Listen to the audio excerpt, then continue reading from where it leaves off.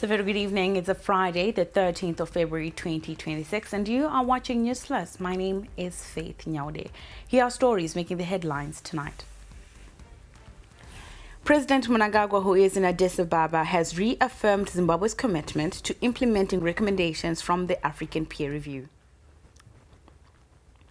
Zimbabwe and Zambia commit to strengthening bilateral ties in key sectors, including energy and education. We'll give you all the details later in the bulletin. A fire gutted the Magaba complex in Bari, leaving thousands of traders counting their losses. Our crew visited the area in the afternoon. We have that story for you.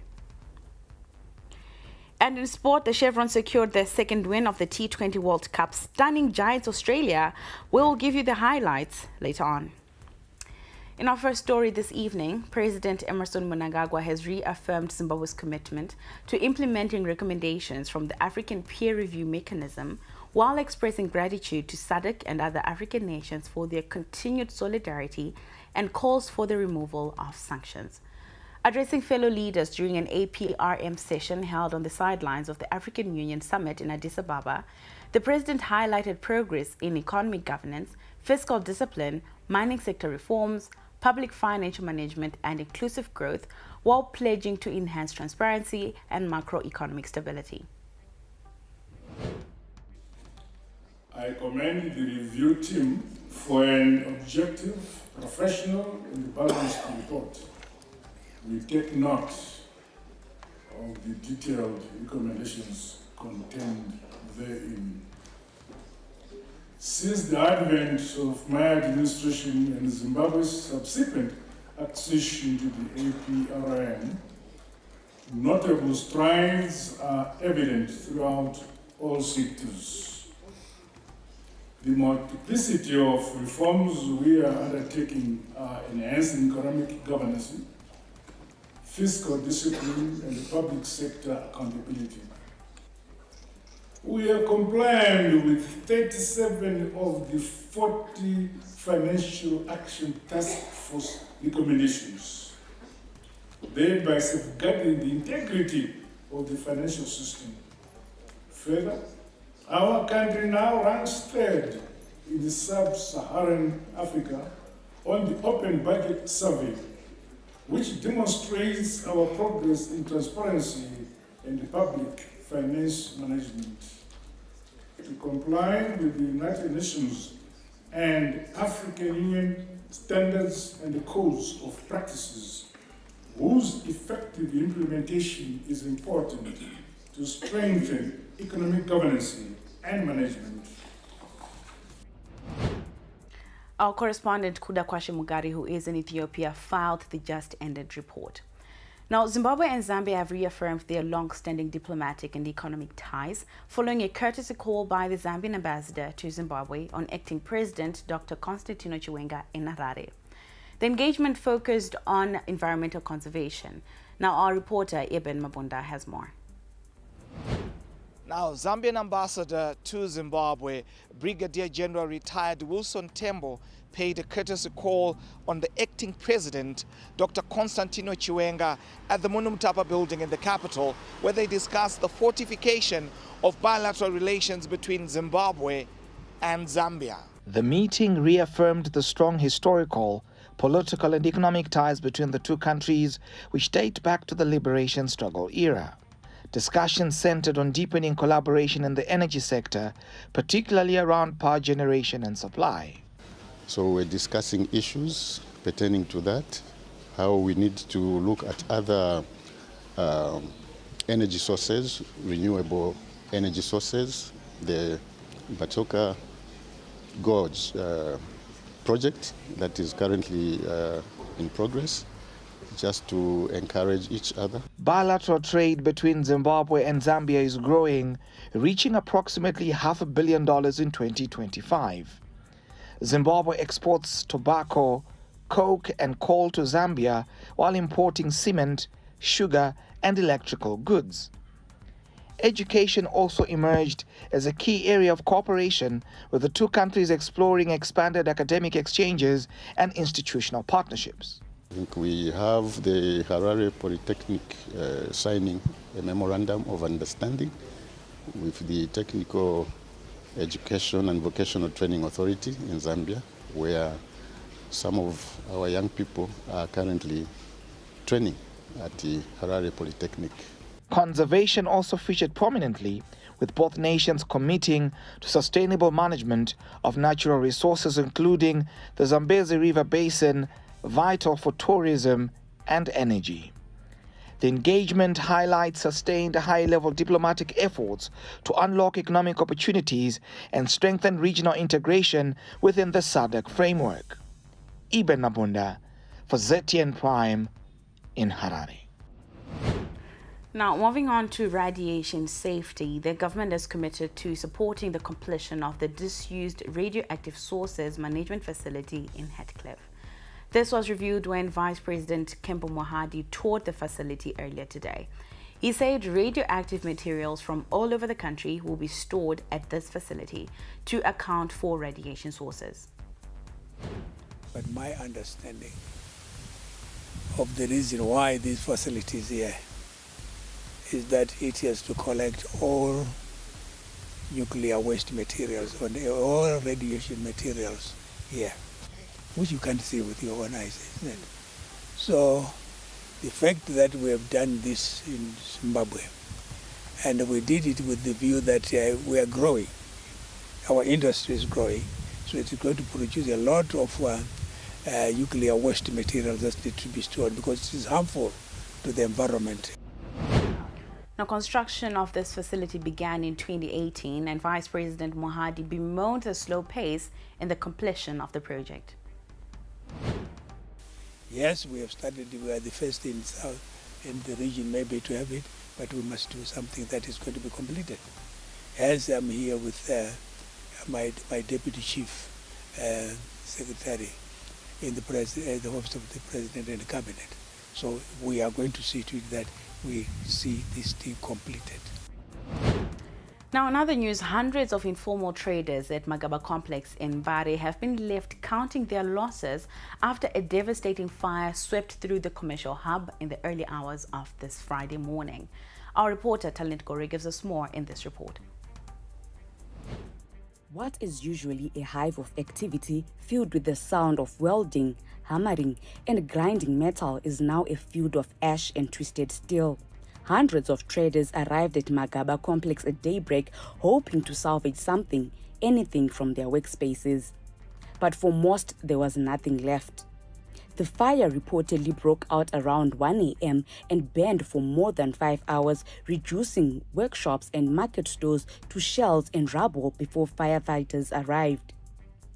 For many here, this is not just a workplace, but a source of livelihoods.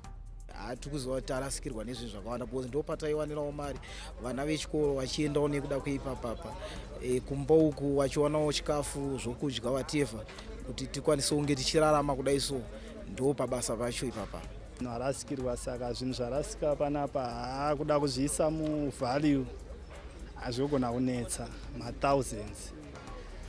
Saka moto uyu tingangoti hatisi kunyatsoziva kuti watanga sei, but wanotaura vanoti watanga around 1. Saka tongoti fire brigade yazosvika but ayadzimura zvayo. Magaba complex supports hundreds of families who depend on daily income earned from welding, carpentry and metal fabrication. With equipment destroyed and no insurance cover for most informal traders, rebuilding may take months or more. Traders are now calling for government's intervention.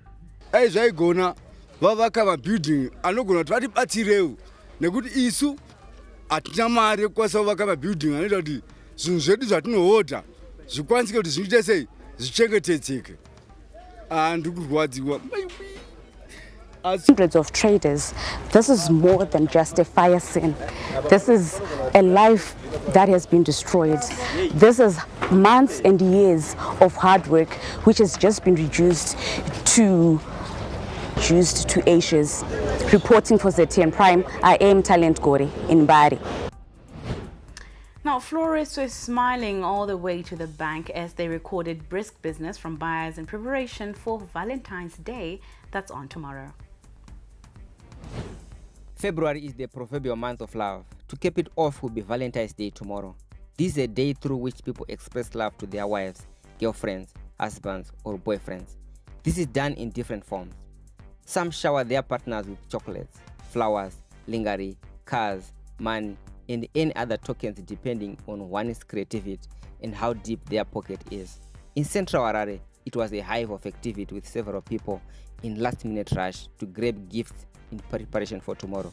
This has created a brisk business for florists, gift shops, boutiques, restaurants, making money on those planning to spoil their partners. Florists at the Africa UNESCO are smiling all the way, pocketing money from flower lovers. They say Valentine's Day brings them joy and fattens their pockets unlike ordinary days. Business redu mazuva apera ranga riri down, asi zvino tiri kutarisira mari paValentine zviri kutoratidza kuti pane chichaitika muzuva ranhasi. Tatoona maclients edu ari kupinda mangwana, tinotarisirawo kuti vachapinda vakawanda. Valentine ndingoziva kuti nyaya yevanhu vanodanana, nyaya yerudo ndo inenge ichitaurwa pana weValentine.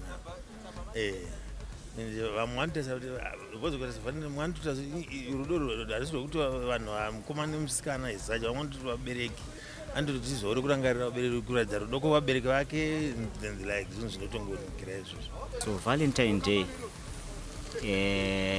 takazvitarisa isu semaflorist tinoona kuti ndo zuva rinorangarirwa rudo stereki nevanhu vanonyanya kukoshesa chinonzi rudo. So on Valentine Day ndo panoti simukewo masales. Zvazviri kutangira nhasi tichisviko pamangwana hatitarisire kuti zvinogona kutifeira kana kuti hazvigona kutifeira. Handimunyatsoona. Love is not love until you give it away. And tomorrow is the day where many people are expecting to receive gifts. Latu Onyango for Certain Prime in Harare. Now, after the break, we give you an update on a section of the Harare-Mazowe Road which has been opened up to traffic. Stay with us.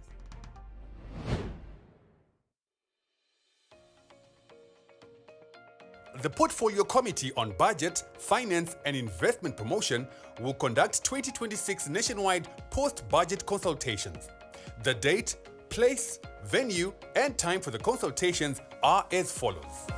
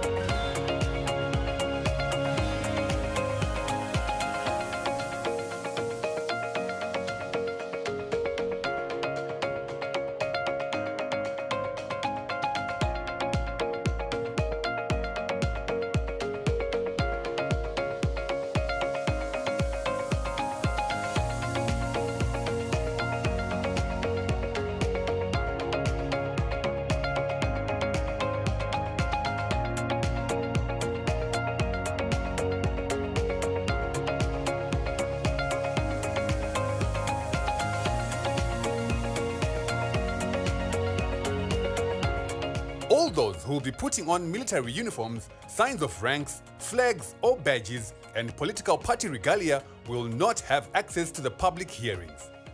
The public, interested groups, and organizations are invited to attend these consultations. Written submissions and correspondences are welcome and should be addressed to the Clerk of Parliament. Attention! The Portfolio Committee on Budget, Finance and Investment Promotion, Mount Hamden, PO Box CY 298, Causeway, Harare. Submissions can also be made by email through the email address clerk@palzim.gov.zw. the Parliament of Zimbabwe, a strong, independent, people-driven, world-class parliament. Good evening and welcome to the greatest show on earth. This is a people's game. They will be bubbling about this one for weeks and months to come. Let's go!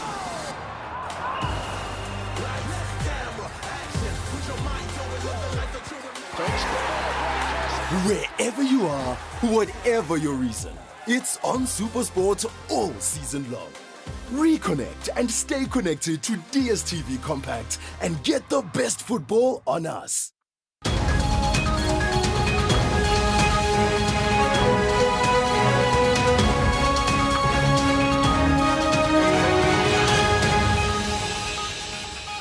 Welcome back. You are still watching Newsplus. Now, Zimbabwe's push for green development is taking a new direction, blending waste management, tourism, and gastronomy. The waste-to-energy facility is now positioning itself not only as an environmental solution, but also as a tourism destination after establishing an eatery and recreational facilities at the site. The facility will be open to the public in March. Tucked within the Geopomona waste management site, the newly established Geopomona restaurant is emerging as an unexpected leisure destination.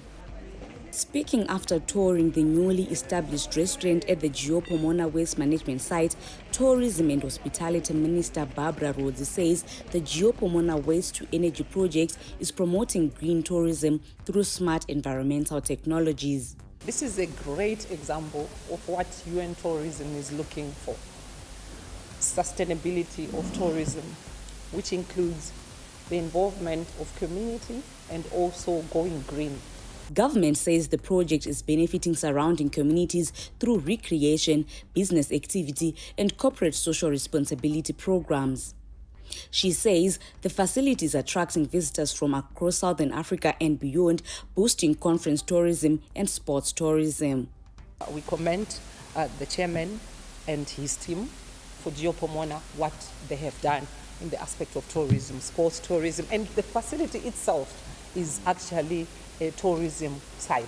It's a tourism destination. We are seeing many people coming from the region, but not just this southern region of Africa, but we've seen others now that are coming from the north, and also people who are coming internationally to see what they've done here. The facility, with a sitting capacity of 100 guests, offers a family-friendly environment combining outdoor relaxation, dining, and environmental education. Geopomona Executive Chairman Delish Nguaya says the eatery forms part of a broader environmental sustainability vision. First, it's part of our broader vision, environmental renewable sustainable development, where people are coming to gather here and dining. We are going to accommodate 80 to 120 people that will come to here to have fine dining or also to enjoy themselves here. The project represents a shift in urban infrastructure where waste management, hospitality, and tourism coexist, turning what was once a dam site into a potential economic and environmental attraction. For ZTN Prime, I am Talent Kuri in Harare. Now, in other news, another section of the Harare-Mazoe dualization project has been opened to traffic, marking a milestone in the government's ambitious infrastructure upgrade. The newly completed 4.9-kilometer stretch between Creeston Bank and Blue Ridge was met with applause from motorists who have long endured congestion on the route. I was too far as President 100%, and the shot right in the Garam Bachiendra Shun Dagaza in the Shunakids. Tirikufara Chaiso, the Famba Muroti Akanaka is Namakomba. We are so excited. So far, I'm very comfortable. These are elated drivers expressing joy over the newly commissioned road, which they say will ease travel. Authorities say the dualization of the Harare-Mazoe road will extend to the Mazoe-Mvuri turnoff, with further upgrades expected to reach Kanyemba border post. Transport Minister Felix Mona said 2 contractors will work simultaneously to accelerate the rehabilitation program and ensure timely completion of the projects. saka tagara pasi na contractor toona kuti matova neimwe gang pachirungu inenge ichibva nekukanyemba nekuti muchaita kanyemba border post moita zvakare kanyemba road saka tikutarisira kuti monosumudzira tinoziva kuti makambobata kukanyemba muchienda asi tiri kuti imwe timu yenyu inge ichibva neikoko. And in a related development, another completed stretch at Inyati along Bulawayo-Yongayo Road was also commissioned today. Now, all those developments are some of many aimed at transforming and modernizing the country's road infrastructure. Opening another section in Bulawayo, but in Mat North, exactly Ankai section, where we are opening about 5 kilometers today. And it shows that there is no one who is going to be left behind. But humble plea to the people of Zimbabwe is that we've got a massive... Now, gender equality is taking center stage in the uniformed forces, with the Zimbabwe Prisons and Correctional Services officers taking part in a gender sensitization and awareness training workshop. The Zimbabwe Gender Commission Chief Executive Officer Virginia Mwanigwa said the training is part of a broader national push to ensure all public institutions align their operations with constitutional provisions on gender equality. Contrary to popular belief that gender issues are just about women, gender issues are about how men and women live together, how they relate to each other, and how as they live together, as they work together, if some issues are not well known or addressed, we may then have some conflicts or perpetuate discriminatory practices that arise out of the socialization that we've had. Meanwhile, ZPCS Deputy Commissioner General Manetsko Manivi commended the initiative, saying the training will help strengthen internal systems that prevent sexual harassment, abuse of power, and workplace discrimination. And now, Newsplus will be back shortly. Stay with us. Every day, millions of moments travel through the air. A call home, a payment made, a lesson learned, a life saved. But behind each moment is something steady, something quiet, unseen, unshaken, powering connection, supporting lives. This is Econet Infraco, Zimbabwe's largest private infrastructure group, comprising towers, power, and real estate. We build and operate the essential systems that hold the country together with scale, certainty, and purpose. We bring together 3 powerful engines of progress under one roof. Towers that carry the signal, clean energy that keeps it alive, and foundations that hold it all in one place. Because behind every connection, every transaction, every step forward, there's a quiet force. Econet Infraco, built for resilience, designed for growth. We're kicking your year off in all her glory. With more, because we got you. You get it? You know that. We got kicks. We got scores. We got action. We got roars. It's my specialty. We got drama. We got fun. We got more for everyone, with an upgrade on us just for you. More channels, more shows, more reasons to stay. We got you. DSTV, we got you all the way.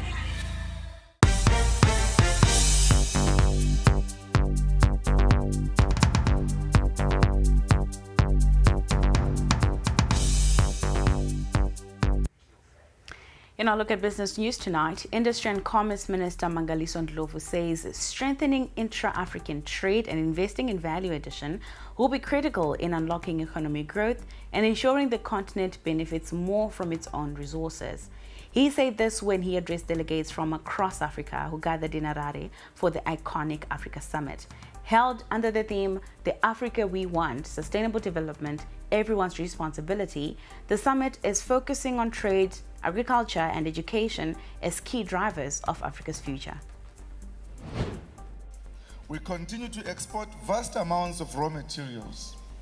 In doing so, we are effectively sustaining other economies using our own wealth and what in fact should be our competitive advantage.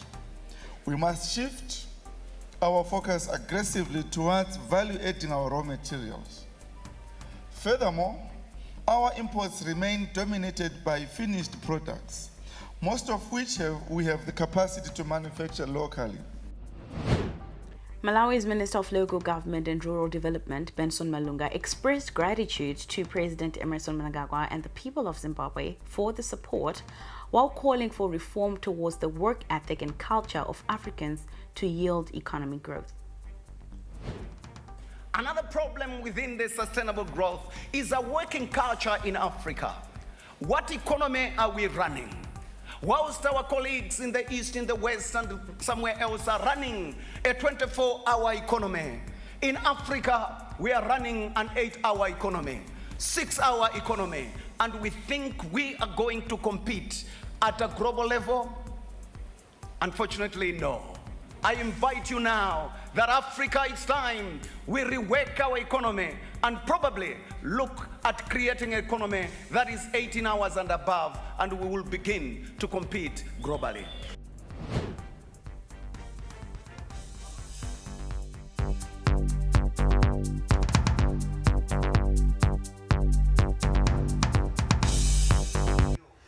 Now in entertainment, Valentine's Day build-up has begun. The Friends of the Gallery, in conjunction with the Festival of Song Zimbabwe, will stage an opera night at the National Gallery of Zimbabwe this Saturday.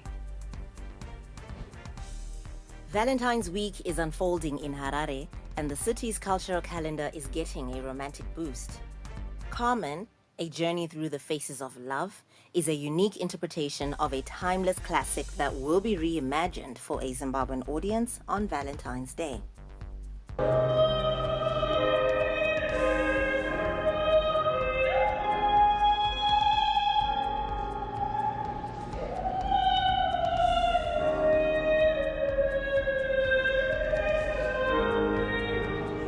The National Gallery of Zimbabwe, a revered institution showcasing the country's vibrant art scene, is set to host this unforgettable evening. And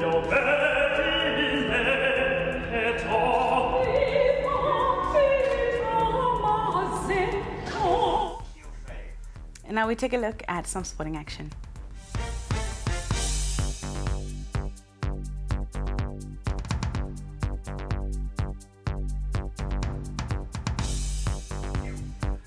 When I look at sport tonight, the chevrons reminded the cricket world that history always has a way of repeating itself. This is after causing the first upset at the ICC T20's Men's Cricket World Cup. They defeated giants Australia by 23 runs in Colombo, Sri Lanka.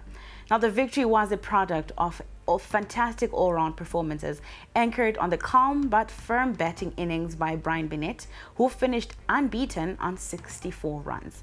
This was combined by fierce bowling from man of the match Blessing Muzarabani.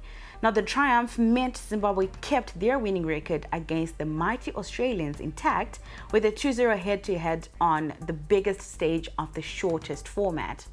Despite missing key fast bowler Richard Ngarava and veteran Brendan Taylor through injuries, and later on skipper Skandaraza to having a limp out with a niggle, Zimbabwe still accomplished their mission after setting Australia a target of 170 runs to win. And with that, we conclude tonight's bulletin. Thank you so much for joining us. Now, to all those who celebrate Valentine's, have a lovely Saturday. My name is Faith Nyaude. Good evening.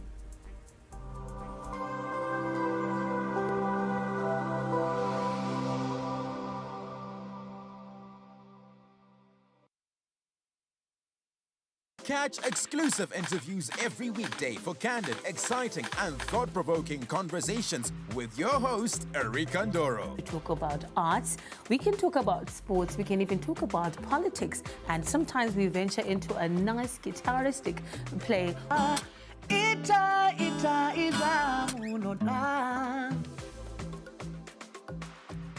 The one story where you can't get out of your head.